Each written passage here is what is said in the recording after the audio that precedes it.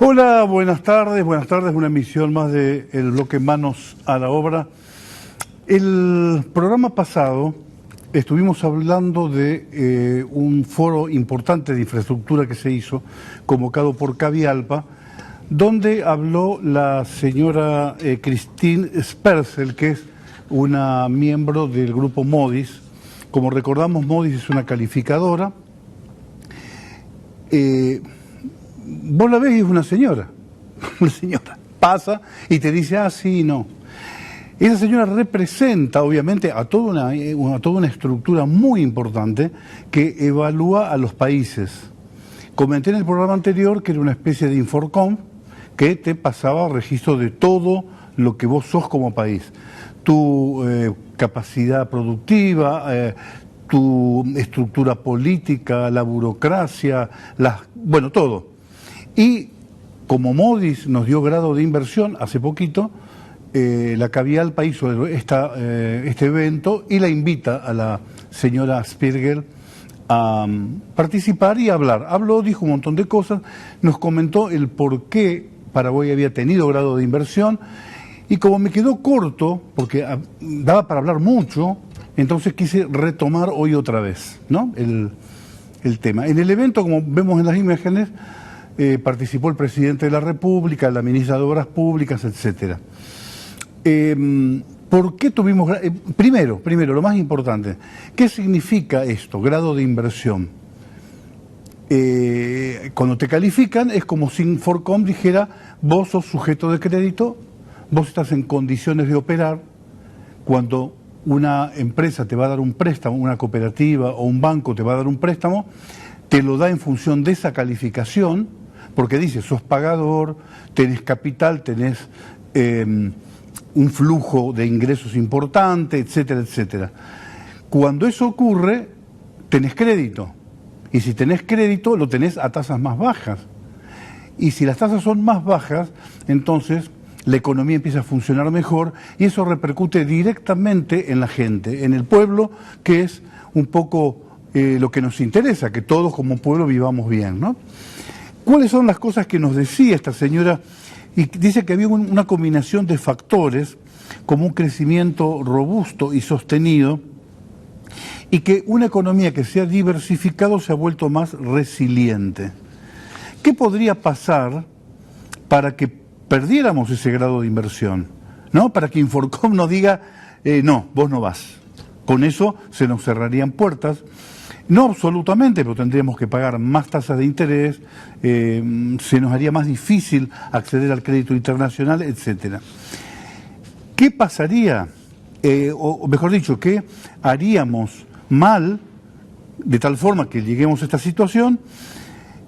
Y es si, por ejemplo, no mantenemos y mejoramos la fortaleza fiscal. Si no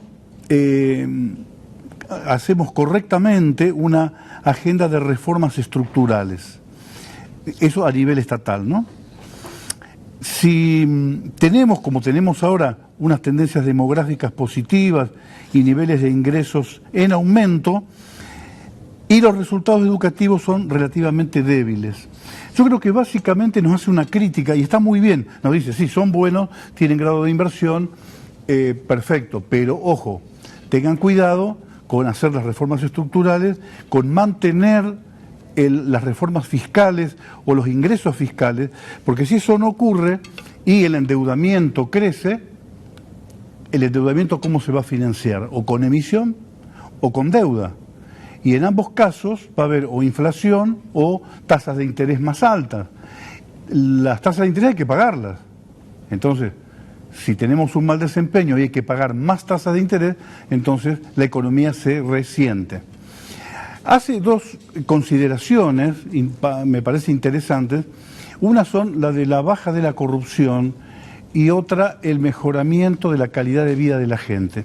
Cuando habla de la calidad de vida de la gente, lamentablemente a mi criterio lo hace con un criterio un poco burocrático, un poco woke, por decirlo de alguna manera, que es lo que está muy de moda ahora en el mundo, ¿no? En Estados Unidos, en el gobierno de Estados Unidos, en los organismos multilaterales de crédito, en la ONU, en todos lados, está esa cosa woke, esa cosa populista por ahí de alguna manera.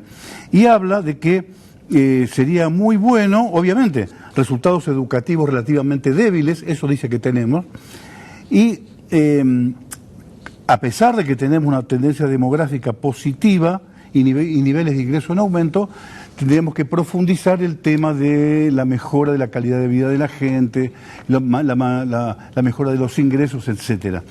No dice, con la claridad que yo esperaba que una persona de estos organismos dijera, es que cuanto más aumenta la productividad y la tasa de capitalización de un país, eso es lo que genera el bienestar, y no otra cosa.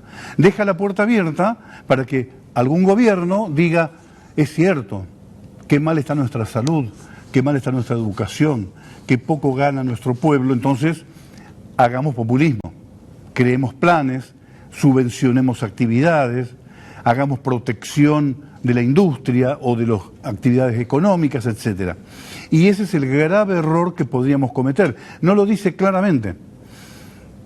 Una vez dijo, me voy a poner un poco de derecha, un senador norteamericano de los halcones republicanos, ¿no? De la escuela de Trump y todos esos, que la única responsabilidad social que tenía el empresariado es generar lucro. Cuando yo leí esto, no sé, hace 20, 30 años, me pareció una barbaridad, ¿no? Porque tenía el preconcepto que el lucro es algo malo. Y el lucro no es algo malo. El lucro es generación de riqueza. En las cooperativas se llaman resultados, ¿no? No se le pone lucro porque es una mala palabra. Es resultados, son tus resultados económicos. Pero ¿qué significa en el fondo? Que vos la actividad que desarrollaste creó riqueza. Y cuando vos creas riqueza, esa riqueza baja por derrame, aunque es una palabra mal usada también. La gente dice, no, derrame no, derrama. Porque el que gana, suponte, ¿no? Un ejemplo muy simple. Bill Gates, que tiene cientos de miles de millones de dólares de capital, él no come cientos de millones de pollos por día y por eso hay gente que no puede comer pollo.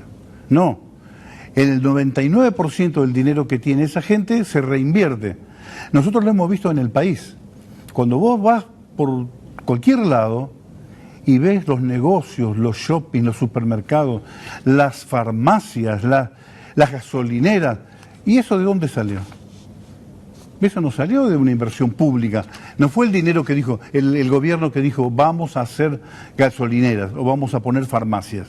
Fue el propio desarrollo de la economía que logró tasas de capitalización muy altas. Nosotros tenemos tasas de capitalización relativamente altas para lo que es la economía del país. Bueno, otro punto que habló esta señora y que por ahí quería comentar con ustedes, que los sectores agrícolas y la generación de energía eléctrica es lo que permitió diversificar la economía, ¿cierto?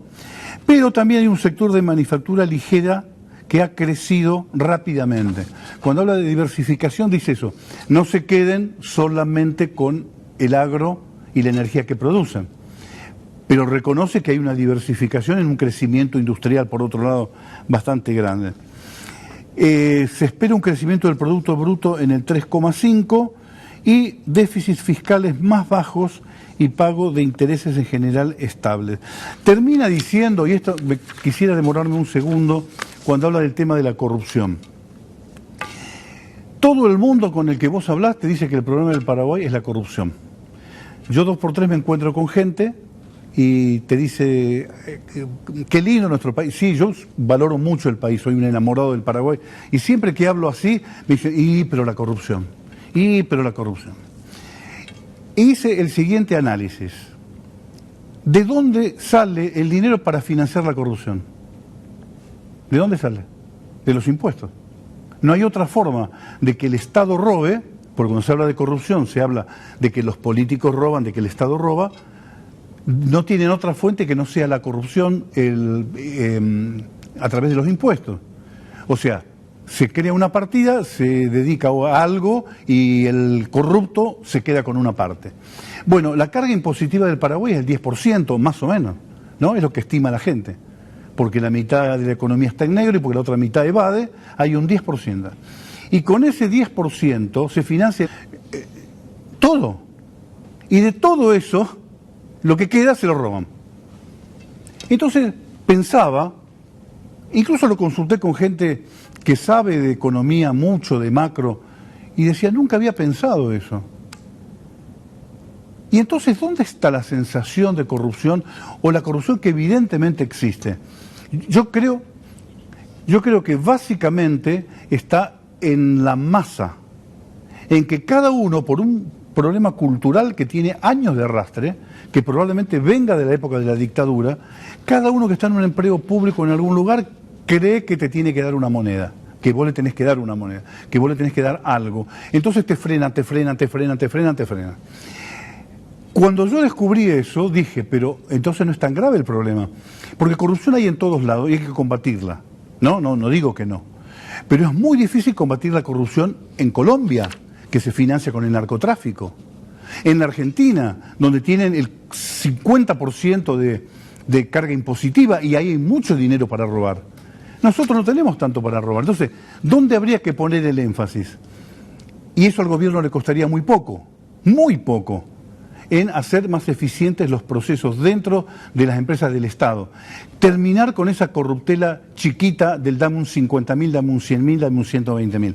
Eso sería fácil, lo podría hacer a partir de mañana, paralelamente a que hace la otra revisión de la corrupción. Obviamente hay niveles de corrupción, hay obra pública y sabemos que hay corrupción, vienen inversión y sabemos que les piden, eso obviamente hay que terminar.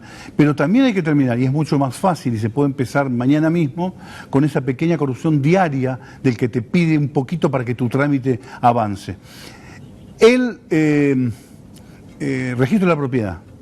No puede ser que vos tengas 6 meses un papel en el registro de la propiedad. Porque vos fíjate, si yo te puedo transferir dinero, yo te puedo transferir $500.000 de una cuenta a otra, tocando un botón. Eso pasa por un sistema donde te filtran la agencia de lavado de dinero, etcétera, para que el origen de los fondos sea correcto, etcétera, pero la transferencia la puedo hacer en un minuto, tocando un botón. ¿Por qué no puedo transferir una propiedad de esa forma? ¿Por qué tiene que tener sello, esos sellos holográficos, que son los sellos romanos? La tumba de Cristo estaba sellada con un sello romano que nosotros hoy le seguimos poniendo a las escrituras. O sea, estamos hace 3.000 años atrás. ¿Cómo no se puede corregir eso para que sea más fácil comprar y vender una propiedad, para que la economía funcione más rápido?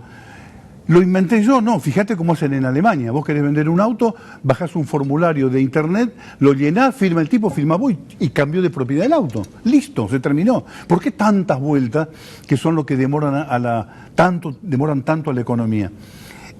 Este es el último punto que nos recomienda esta gente de Modis para que sigamos manteniendo el nivel de, como se dice ahora, ¿no?, grado de inversión. Y creo que es uno de los más graves que tenemos. La corrupción que está a la vuelta, y el ascensorista que te pide una moneda, el otro que te frena un trámite y hace que la economía sea muy costosa, muy difícil. Obviamente, eso tiene que ver con la seguridad jurídica también.